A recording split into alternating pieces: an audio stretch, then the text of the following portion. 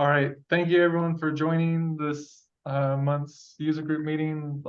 This is August 25th of 2023.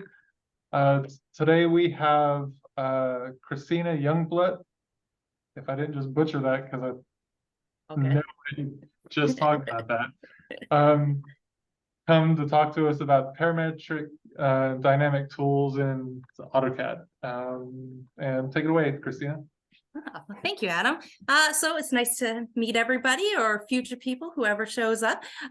So today I'm just going to do a very general demonstration and introduction to the parametric and dynamic tools that are available in AutoCAD and Civil.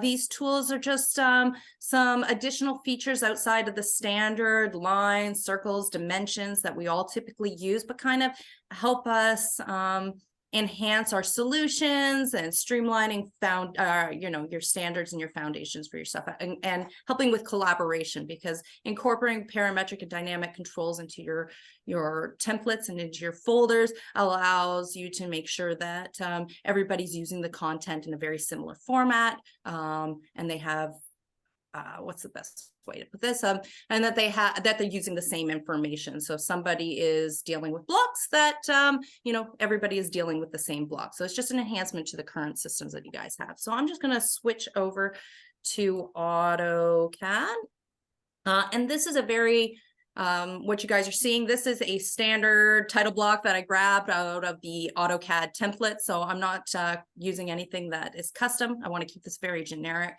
And allow you guys to come up with your own solutions. I just would like to demonstrate some of these tools and help you and inspire you to incorporate them. So we'll start with the Parametric Tool Set.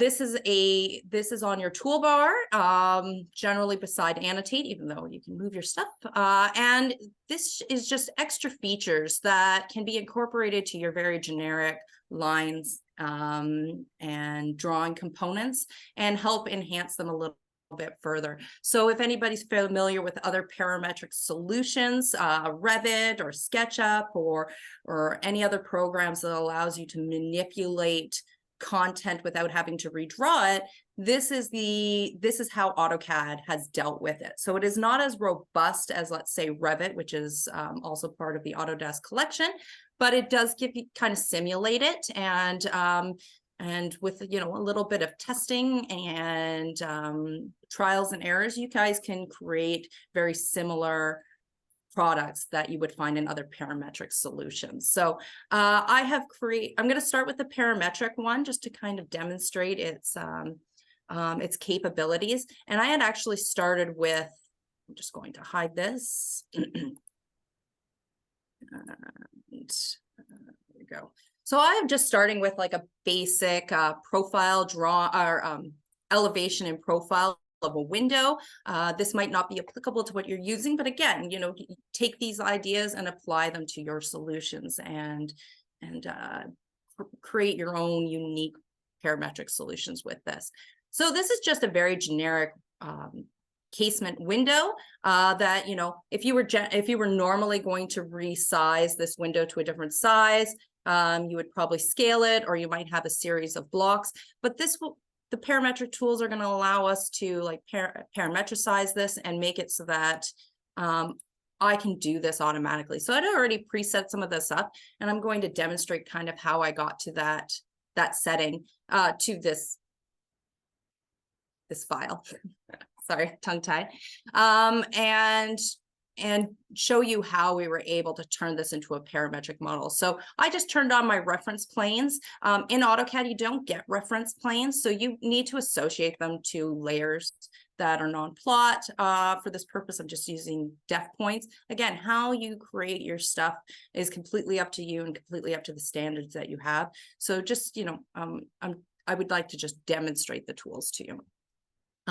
So from here, I've applied to various formulas and dimensional constraints that allow me to just change a value, which will allow my window to resize based on inputted values. And there's an actual input section. I just want to demonstrate how you can see that this model flexes. So just changing this from a 5 by 6 to a 10 by 10, you can see that my window has resized as if it was a fully parametric object, which it is now. I do have some very basic details that have been aligned to it. So this is if you were going to do your detail page, again, just trying to demonstrate how you can apply this to various solutions within your project.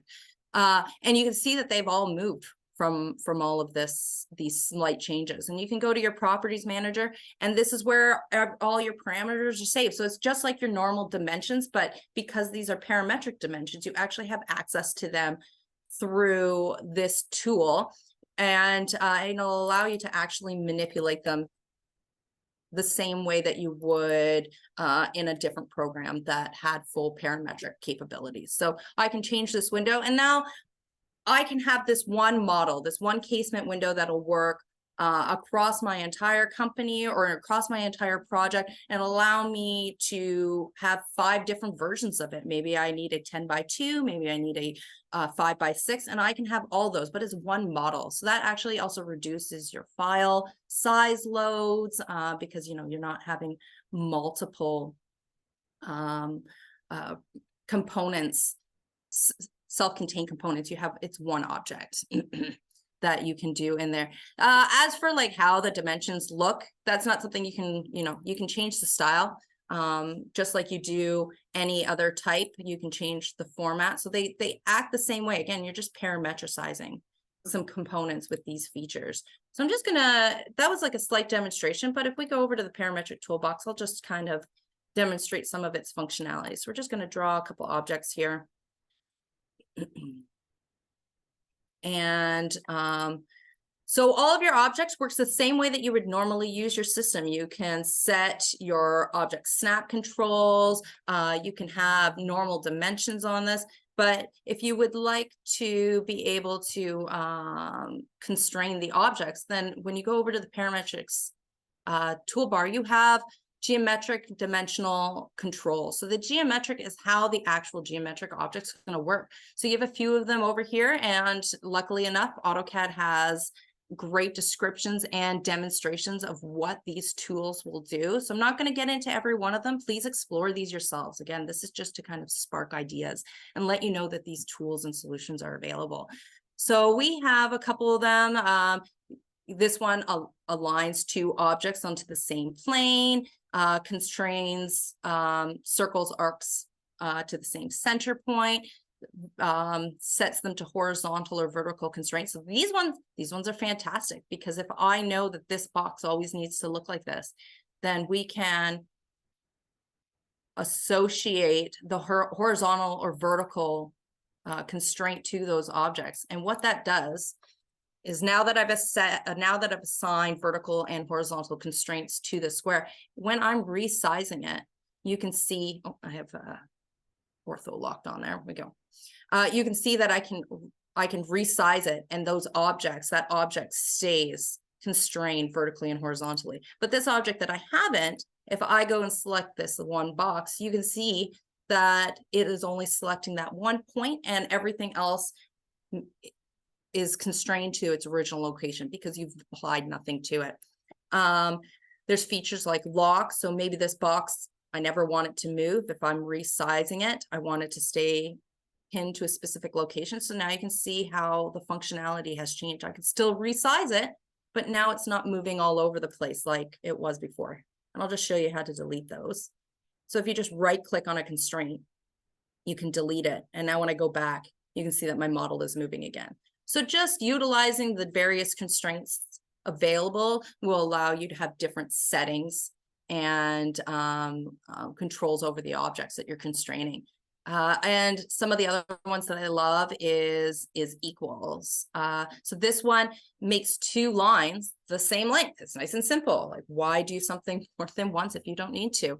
So we're going to constrain those 2 lines. And what does that mean? So here I'm just going to go, and these objects weren't horizontally or vertically constrained. I'm just aligning the length of the 2 lines. So I can move this all over the place, and that top and bottom line will always stay the same length. It makes it, this is really good for trapezoids or any objects that you might need to maintain some vertical lengths or something like that. And you just, you don't always have to apply the constraints to every part of the object. It just depends on what you're looking for.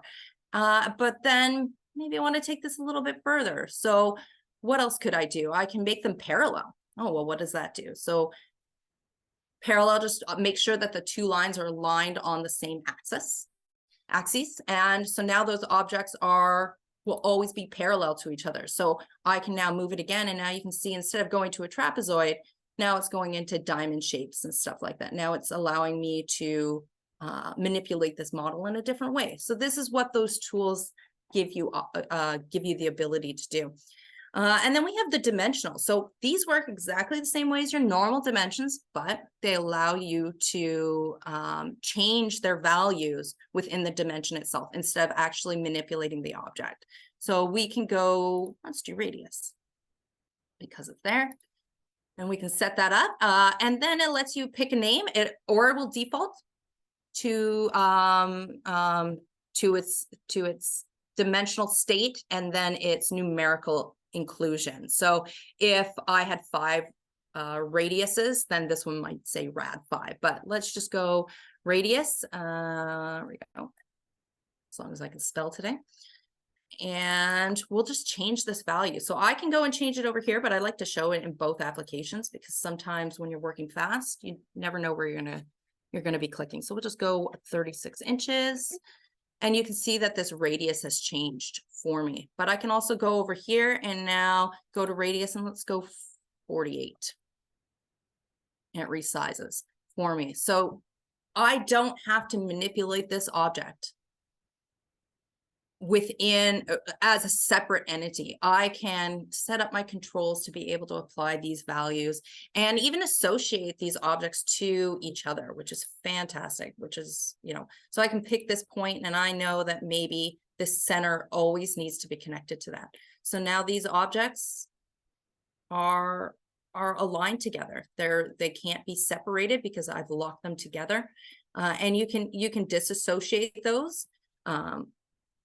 And break them apart if you need, but if that's something that you need to always maintain that relationship, then the constraints, the geometric constraints, can allow you to make those settings, or even dimensional as well. So maybe this circle always needs to be a specific distance away.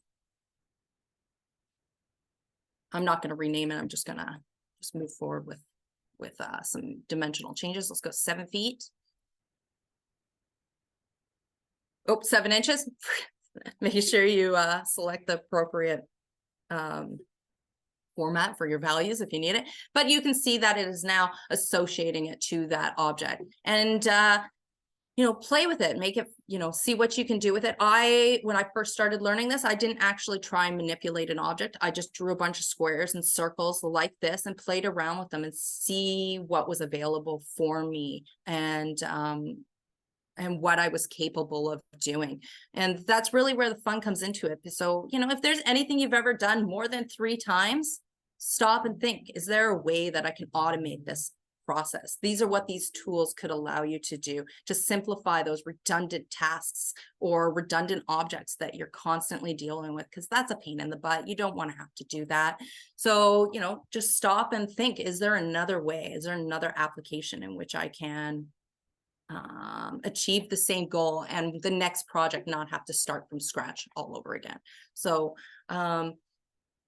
let's go over to the parameters manager. And another thing that's really good with these, so there's 2 different things that you can do. So we have in place constraint parameters, and these are the ones that are associated to the actual object. But then you also have user. Oh, I pressed the wrong button. Don't press the wrong button. There we go. Let's go to here and we'll go to user function. Oops. Why won't you add a user parameter for me? Come on. 1 second. Why? The new parameter created. Yes, I know that. Okay, for some reason it's not allowing me to add a parameter right now. No, that's a filter. Yes, I know. Okay, so you can add user parameters, which I'm not sure why it's not giving me that. There we go. Pay attention to your filters and make sure you're in the right location. It can happen to everyone. So these user parameters are ones that are not associated to the actual objects that you're creating. These are ones that you can create separately that can help you control your objects. So these are pretty fun. So we're just going to go unit rough opening. Just because we were working with a window. So let's say rough opening, this is the value that controls the actual size of the opening that they're going to use. So we're going to say that this is 36. So we're going to go to the unit width over here. And you can actually create formulas in these as well. So we'll go rough opening. And then maybe we have a value that's associated that's going to now define the unit width of that object, which is usually 3/4 of an inch. So, so we can go 3/4 of an inch. And so now the unit width of this object, sorry, I'm going back and forth, it is constrained to the rough opening minus the 3/4 of an inch. So you can even set various constraints to your objects. So maybe it's an offset value, maybe you're installing a component or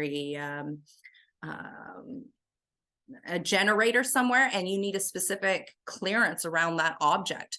This will allow you to set up that clearance and set up the values for your object. And when you place it, you know that it's going to be appropriately set away from wherever it needs. It's going to have that clearance around it. So let's go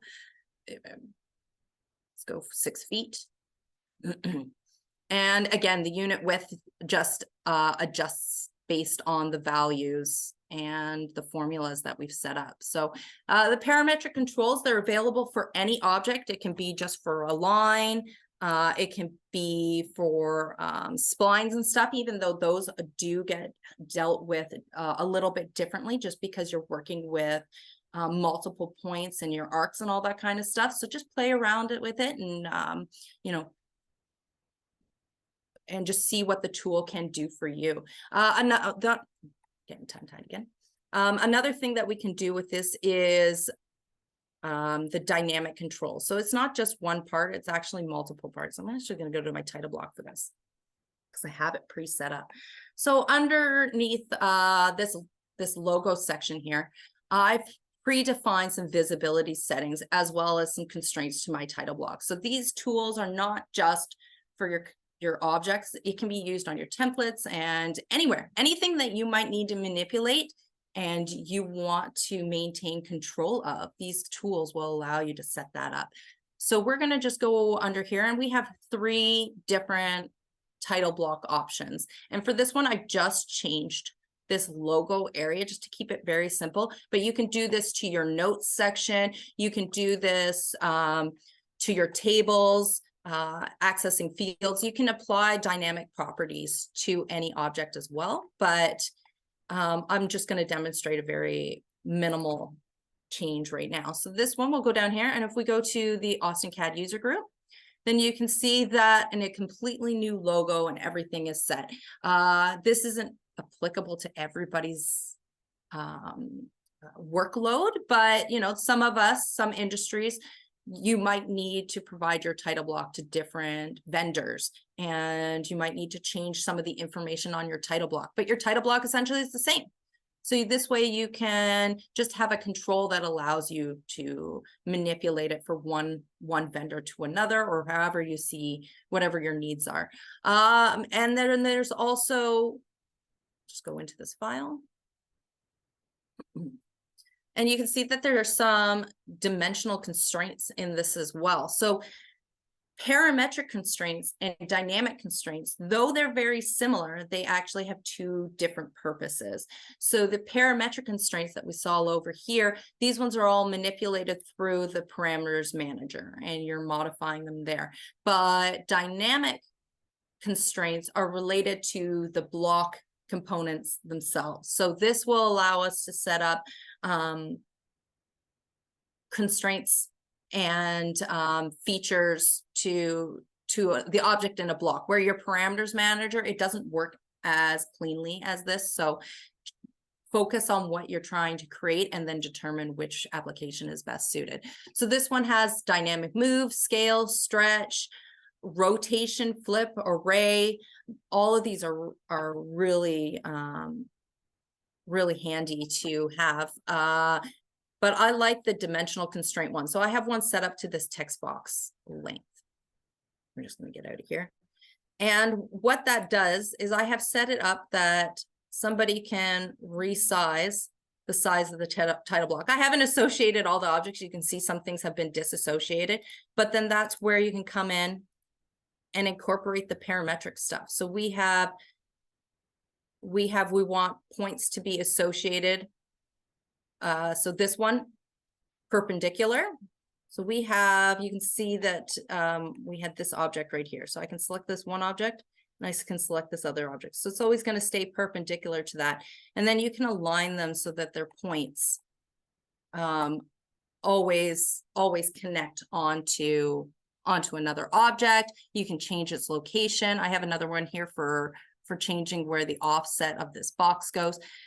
It really just comes down to whatever you're looking to do for your project and how you can incorporate these tools. So I'm just gonna go back to here. So we have a few different settings and you can change lengths.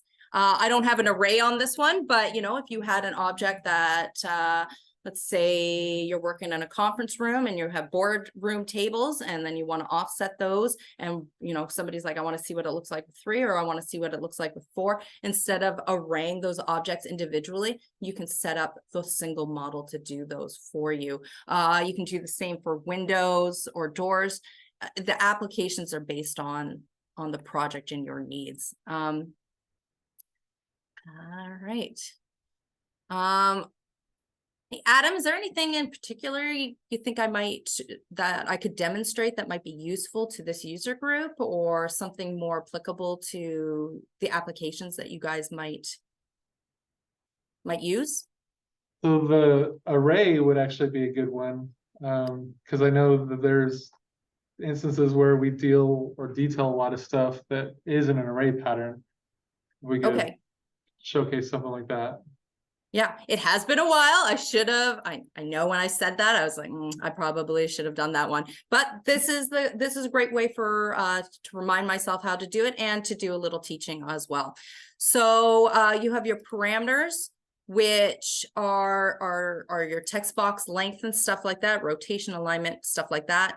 Visibility is the one that I had logo set to, but let's go to action. We're going to go to the array tool and pay attention to your command line. If you don't have your command line on, turn it on. Every feature, every tool you're going to use probably has more available to it than you think. If you just don't have this tool on, that you just wouldn't be able to utilize it, because some of them you can't access without being a command line. So select a parameter. Oh, you want a parameter. Will it take that? No. Okay, let's see what happens when we go to this one.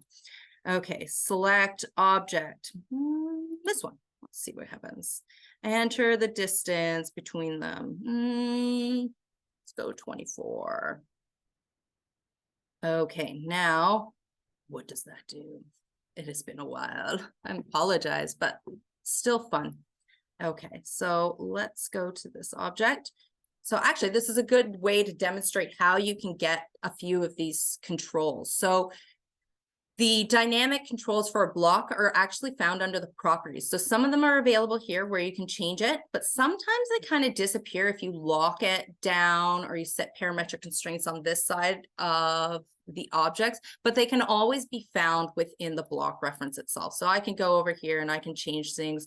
The main width, we can change those values as well. So it changed up there. And text box length, let's go 6 inches. And I had not constrained the other objects, so that's why you can see it. So this is where the testing comes in. It's like, okay, I wanted this to be a certain length. It's not doing that. How do I fix it? But let's go to the array object and see where that one had gone. Oh, where are you? All right, I'm just going to add another dimension because it's not giving me what I want. Okay, and we'll go to the properties. Okay. And when you're in an object as well, if I just want to set up basic parametric functionality for an object, there's actually even an auto constraint. So if I select that, it looks at the object that you've selected and it pre-sets up what it thinks is available. So you can see that it's now made it vertical and horizontal and made things perpendicular so they stay constrained. So if you don't know what you need, sometimes auto constraint can help you, but be careful, because if you don't understand what each one of these, pointing with my finger, you guys can't see that. If you don't know what each one of these stand for, you might not understand how it is being utilized. So now that we have that, let's go to actions, go back to the array, select objects. Oops, there we go. It's already associated, so we've got to disassociate. So there we go. Now let's try that again.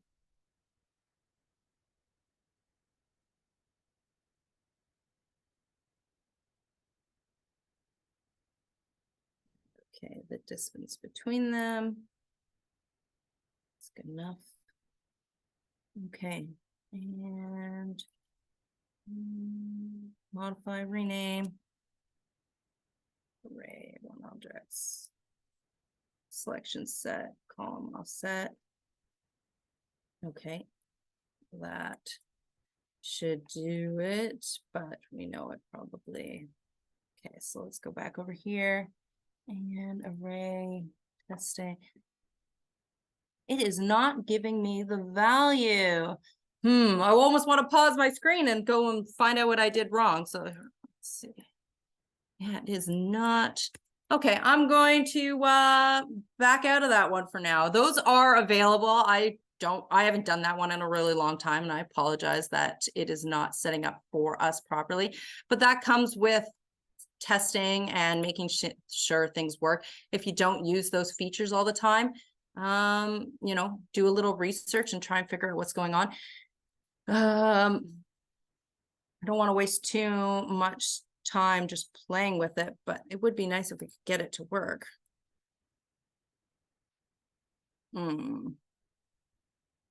Okay, I apologize. I will need to look that up. Is there a place that I could submit documentation that demonstrates the array afterwards? You could just send it to me or Tom and we'll just distribute it to the user group, unless you want to join our Discord to direct. And I'll leave that up to you guys, because like I think that would be a great something to add after the fact, because you know we all run into issues, and that's something that you know, it might be embarrassing that I couldn't get this to work, but it's also an opportunity for continuous learning and advancement for myself as well as other people. So I don't mind taking that extra step later and providing you something you can release to the user group afterwards as well. Sure, yeah, not a problem for us at all. Yeah. So again, you know, like make mistakes, get messy, break things.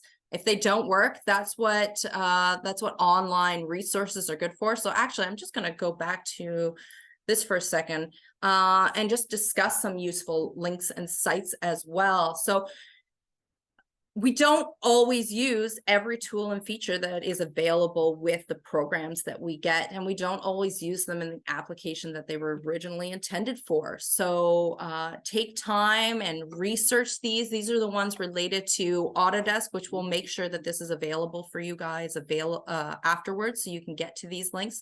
I always suggest joining forums, the dynamic block form here, or other AutoCAD communities, as well as like maybe Augie, they have forums, and going and exploring those and seeing how other people have used these tools, and maybe find out what they did to get it to work for the application that you need. And if you don't find an answer, that's what the forums are great for. If you don't find an answer, but you figure it out, go to a forum and share your knowledge, so that somebody like you or somebody like me can go and find that information. Because unfortunately for parametric and dynamic controls within AutoCAD, within Autodesk services, there's not a lot of information out there. So we need to rely on people like us that are curious and want to make a mess to be able to share that knowledge moving forward. So I will find out what I did wrong with the array, and I will make sure that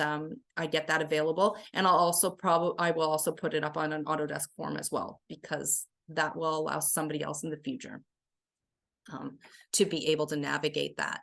And I really like integrating all of these objects together. So we're already all using blocks. And then just providing a few extra features just kind of makes it so that that it's simpler to use. If I'm going to give this title block, if I fully parametricized and constrained and set up dynamic controls to this title block, I know that anybody in my company using it would be using it within the restraints, the constraints and standards that were set up by the company, or that I set up to be used. So there's those types of controls, and that allows you to be more comfortable in what you're releasing, because there's going to be that uniformity across all users using these files. And actually, I'm just going to select this one because I notice, using my finger again, I noticed that these objects have disassociated from each other. So that just comes down to the parametric option. So we're just going to go back here, and we're going to go to coincide. And if I select these two items, and so you guys aren't seeing any change because this is the base block. But when I save it out, you can see that those two lines have now connected to the other one. So it's just small changes like that we need to do to make this model work a little bit better. Another one that I really like is this lock command. This one's really great inside blocks themselves. So let's just go and create a new block. This toilet will work. Let's go into here. It's already in there. So this one already has some basic controls set up into it. But one thing it doesn't have is it doesn't have parametric controls. So I can move this block. And in the industry, we all know how some of our blocks can get messed up by others using it. It's not intentional, but with many people using the same content, sometimes somebody can make changes that might not be desirable to the original purpose of that file or to the company. So I was able to move this block, and its insertion point is still the same, but I was able to move this block. But now this file is not accurate and would actually, create issues because it's not defined in the constraints that we set up. So if we go back into this, and I'm just going to move it back, and you select this lock button, I can now actually lock that object down. And I know that doesn't mean anything just this second, but oops. So what that means is I will go and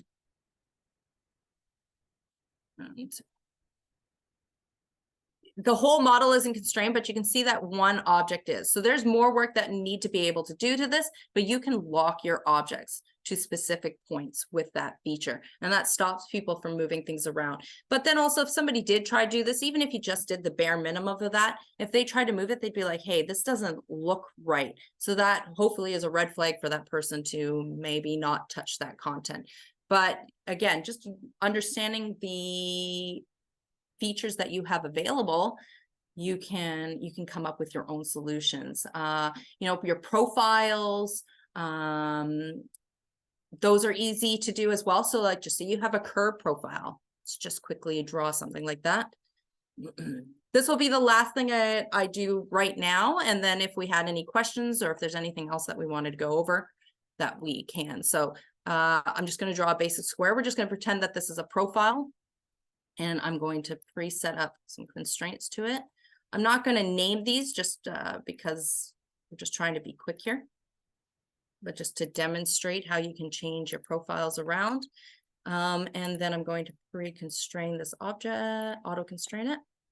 Okay, and then we're going to go to the parameters manager. So just say I'm using this curve detail or this block detail somewhere, but now I need it to be a different value. Then I can go through D11 and D12 is right here. And if you name your parameters correctly, then you wouldn't have to like determine where they were located. So name your content appropriately. So we're going to just change that in 35. And so that profile, that's one profile.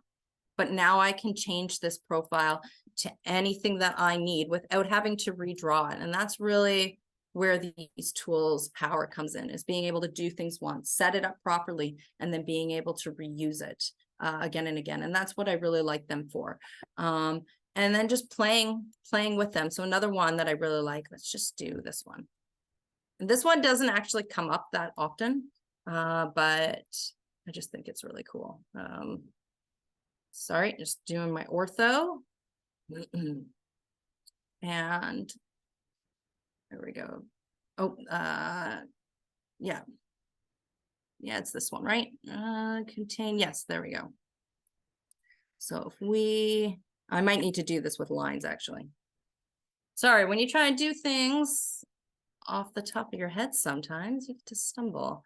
Okay, so we select, so it's telling me what to do here. So select for first object or 2 points. So we're going to select our first object and then select our second object. Again, just reading what the command lines tell me to do, and then select your symmetry line. So that's the one that is going to define the objects. So they've now made the objects the exact same angle, but they're a mirror of each other. So I don't know how, your applications and how you might use these, but you know, if you have something that needs to be mirrored and you need them to be equally constrained, then these tools allow you to preset that up. So now I can make it that they're the same length. I can even make it so that, you know, maybe they need to be in a different shape. We can change their shape. And just play with it and see how these tools can enhance your features and enhance your projects. Yeah.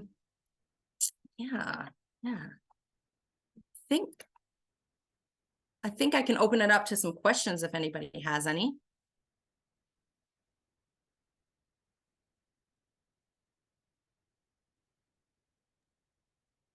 Don't all run to the mic at once.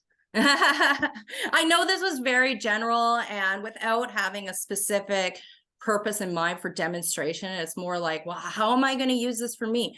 This is more just to make you aware that these tools are available and to start playing with them and incorporating them into your projects and into what you draw. So if you're drawing something, take an extra 10 or 15 minutes and add those parametric constraints to it, because maybe later somebody's like, I didn't want that to be 6 feet. I only wanted it to be 5 feet or something like that. And instead of you having to redraw it, you've already preset yourself up for easier manipulation. That's really what these tools can do for you. And they're not used that often. So incorporating dynamic controls into your blocks just make them a little bit more user-friendly and allow people to utilize them in the way that you've set them up. So I'm going to go back to that toilet because it'd be very interesting to see what that's a default one that was available in AutoCAD because this wasn't my file. Let's see if the other ones have it. Okay, this sink has one as well. So so this one's actually showing plan view, front view. So this one is actually for elevation type, which is very interesting that they've done that. Another option for objects like this, I know it's a little outside of this conversation of parametrics and dynamic controls, is actually 3D blocks as well. So 3D blocks, which aren't utilized very often, allow you to put a block in for your side of elevations, your front elevations, your plan views, and a 3D element. So there are ways that you can create one model that depending on how it's viewed. So this one, I'm on the top view, but if I was on the front view, then that front elevation would populate, but it's the same block. Or if you were in 3D, I don't have one available. I wish I did. I just remembered it right now. And if I was in this 3D view, you would see the 3D object. So it constrains itself to the view that you're on. So, you know, instead of creating 4 or 5 objects for yourself, consider converting it into one object and allowing your models to be more like a 3D software, a 3D system. So AutoCAD, you can't manipulate it like Revit or SketchUp or any of the other 2D to 3D applications, but you can simulate it pretty closely with utilizing these tools. So no one's interrupted me yet, so So I did have a question. Yeah. Earlier you said something about modifying the tables on your sheet drawing. I've kind of already forgotten where you were going with that, but I wanted to see if you could demonstrate how you could, or if you could do something with like constraints or something that could turn on or off a column more easily without having to find the whole table. So the tables are still constrained to the limitations of that tool. So you still need, if you want to hide a row or a column, you still need to do that through the table and deselecting that object. But you can change visibility. You can add a dynamic visibility to it. So the same as this logo here. So maybe one table is for what am I trying to say, level 1, and the next one's for level 2. Instead of having everything separately, when you go to your next title block page, you can be like, okay, this one was 1, this one was 2, and they're all self-contained. As for controlling the actual objects, those are within the tables constraints. I should have been more clear on how I did that, but that doesn't mean that there isn't something available. Let's see. I don't think we can. Yeah, see, it's not letting me select. So those are still within. Come on. So picky when how you select your table styles. So when you go into your tables and you edit them. So this one you have to edit it because you just have the basic tables selections here. But if you want to change your cell styles and stuff, it's still the same as you would normally. The features for tables are more visibility controls, placement controls. So I can go and say, okay, I always want this table to be a certain distance from something else. And then you can preset it up. So I always want it to be 1 inch away. And then it would always stay within there. So you can constrain it to the project, to the model, but the table itself has to be manipulated in the table format. Yeah, my first thought when you said that earlier was maybe a legend type, because different sheets have different legends. If you had maybe, I guess, a block that is just full of visibility states for each of the sheet type legends, that'd probably be the best use case for that. Yeah, and maybe there is a way to set. I have never had to use that application for that feature, so I can't say it's not available. It's that's we're playing with it and stuff. The array one, I'll definitely make sure I can get that to work and then demonstrate that. Maybe I'll make even a little video that you can post. But for all the other objects, trial and error.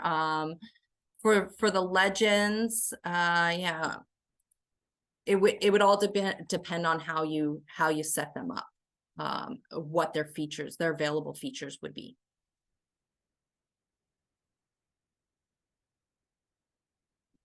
And I don't know if you can actually see sometimes, no one would ever need to put a table sideways. So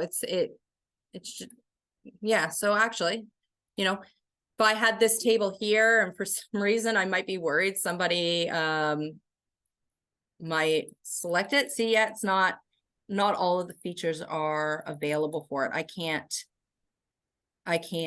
make this vertical or horizontal, which is very interesting. I was surprised when I wasn't able to do stuff like that. So not every feature is available for every object. So that's where, play with it, make a mess, see what you can do.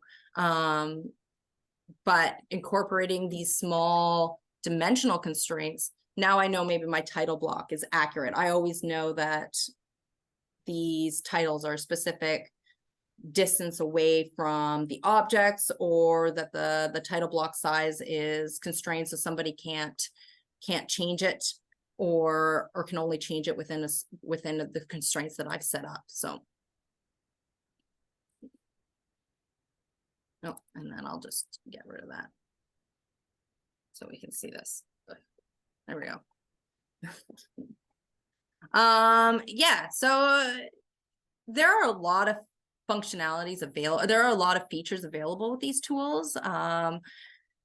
Not applicable to every object, but there are a lot more controls than used to be available. It's not, AutoCAD Civil does not need to be static. It doesn't need to be a one size fits all. You can make it have some constraints. You can make it have some control that you can set to it, which is what I really like. So it'd be very interesting to see how other people incorporate these tools into their designs, because we all use this program differently, but we all still are utilizing the same tools. So just because I'm demonstrating a detail component or title block, maybe you guys are doing a roadway. Maybe you need to maintain you know, the diameters of a curb or something like that. However you apply it, these tools can hopefully allow you some more constraints, more control over it than you would have otherwise. Yeah, and speaking of that, I've actually done that a couple times. I've toyed with making more of a dynamic block for like a fire lane turnaround. There were a couple of visibility states for the shape, where there was a T, a Y, or a cul-de-sac, and then some options for changing some of the widths and lengths based on potential fire code issues in the area. It worked out fairly well. It's harder to get people to use tools like that when they don't know or understand how to use them to begin with.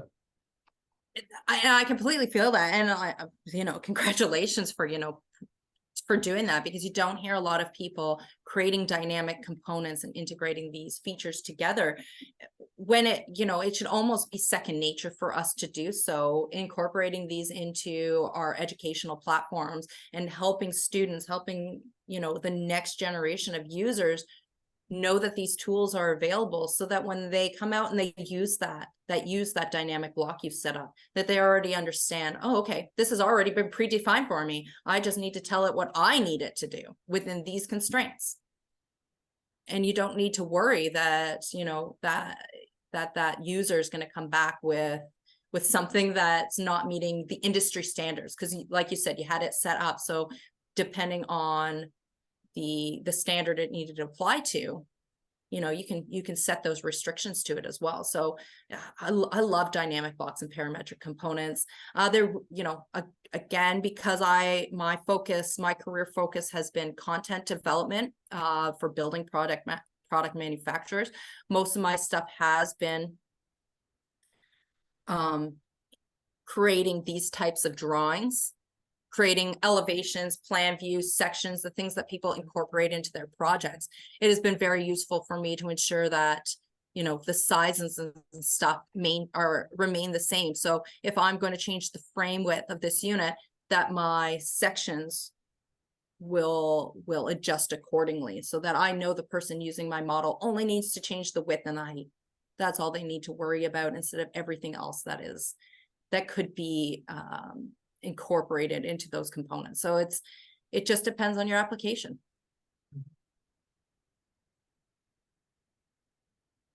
Is anybody else familiar with these tools? Does anybody else use them or have any other tips that might help an inspiring CAD user?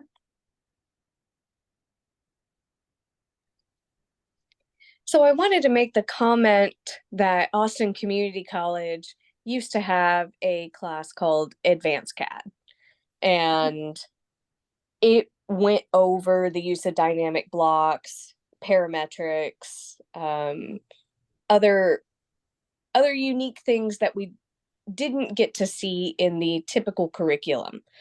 And I took that course, and I was really thankful for it in my civil career, because I really understood visibility states and blocks and how to make them, because it's used all the time. So what I would love to see is if Austin Community College could bring back a course like that, where, for example, They use sheet sets, dynamic blocks, parametrics, expanding, into production tools, things like that, that the typical course doesn't get to cover. It Yeah. would be really nice if they incorporated, as you're showing, architectural components, if they bring in some civil and some mechanical parts so that people can know how to read, for example, the Department of Transportation parameters, right? You go there and you look at Yes. a detail for a wing wall, for example. Knowing how to draw the different sizes and make a block out of the different sized wing walls, yeah, would be really, really valuable for those different head walls. Just things like that. Like, you really inspired me to go and talk to the community college again about bringing somebody who's knowledgeable back, because I Good. think that you're right. This is a part that we're not seeing out of our more recent graduates, of having these dynamic skills, being able to take that skill and then apply it to different fields and different types of blocks. Mhm. And with the introduction of the AI tools coming out, the parametric tools can actually be accessed through list routines and other applications as well. So if you set up this detail component, this drawing, this window that I've done here, you can actually, connect it to a parametric solution, a toolbox essentially. That, so, if somebody ran, I'm just going to say a list routine right now because that's, the easiest access. And it would say, okay, you're modifying this window today. What's the length or what's the height of this window that you would like today? And you just put in 2 numbers and your drawing just configures for you. Like, that's where this takes you. We're showing an introduction, but it really does go into many different areas. It's not just, it's not just tables. It's not just dynamic blocks. There are automated solutions that can be available. And once those AI solutions hit AutoCAD, and I know there's a couple that are starting to get into it, but most of them are into 3D software right now. I know there's a big push right now with Revit. And not so much with AutoCAD, because everybody has this one idea of where the 2D software is. And it's not just 2D software. Okay, I can't parametricize a 3D object, but I can still get to a certain point there. But adding in those automated solutions as well allow people to think outside the box. It's like, okay, I can build this. Now it's parametric and it's dynamic, but now I just want somebody to make selections. I don't even want them editing it. It's just, there's a routine that will get initiated, ask them 3 questions, and then they get the drawing that they need. That's how far you can take this. We're just, there's so many opportunities by just learning these basic tools. And there's not even that much, like, this is the entire parametric functionality. Like, this is all the geometric. That's it. You don't have a lot of options. So just learning how to use them and incorporate them together will allow you to, create more magnificent content for yourself and make your work life a little bit more exciting. Because when you sit down and you're doing a drawing, you kind of get that tunnel vision. You're just working on that drawing. You have the project needed to fulfill the project. But something like this is something that you get to step out of your comfort zone. It's almost like playing. This is playing. We don't get a lot of fun all of the time. That's why I really like the parametric and dynamic components, because it's more unusual. It's something that you don't often get to do. So I hope somebody finds a passion to explore these features and take it further, take it a little bit further than I'm demonstrating. Yeah, Kristina, you made a really good point about the 3D getting a lot of attention, but the bottom line is most of our industries are printing PDFs, which are very much 2D. Yep. And something else you said is, I'm getting stuck, looking just at my drawing here. Well, people are thinking, well, my PDF is just this drawing. But what you're doing is really tying those two ideas together, right? Advancing how we're using the software behind the scenes to get a more efficient 2D printed, example out there of what we're working on. So, your behind the scenes makes it really easy for the user of the software, even though the client is still going to see their, I don't know, 10 by 6 window. Yeah. But to you, it's limitless, and that's what's exciting, right? And I love incorporating the what was the word I was just trying to look for? I can't think of the word right now. So let's looking around my house. Okay, I've got a stove. Well, the offset of that stove from the wall, that's predefined. That stove is not going to touch your wall. When you install that object, when you install that component, most people are just putting it against the wall. Well, that's not the appropriate way to design, because you need that clearance. There we go. There's the word. I knew I'd get it. You need that clearance around those objects. An object is not just a bunch of lines. That's the representation that we're showing. And thinking about something completely and being able to apply those constraints so that the next person doesn't have to understand that is a powerful thing, especially in the industry. And that's really what we're trying to do with these students, is help them, prepare them for the industry and how to work with clients and work as a team and work with, for an employer, that you're going to be stuck within a certain restraint required by that employer, and you're going to have a certain requirement to your client, and being able to manipulate that content within those restrictions can sometimes be very difficult. So yeah. Well, thank you, Kristina. That was really an informative discussion. I loved all of that. I really hope more people that were here or watch this video later can take some of that to heart and utilize these tools.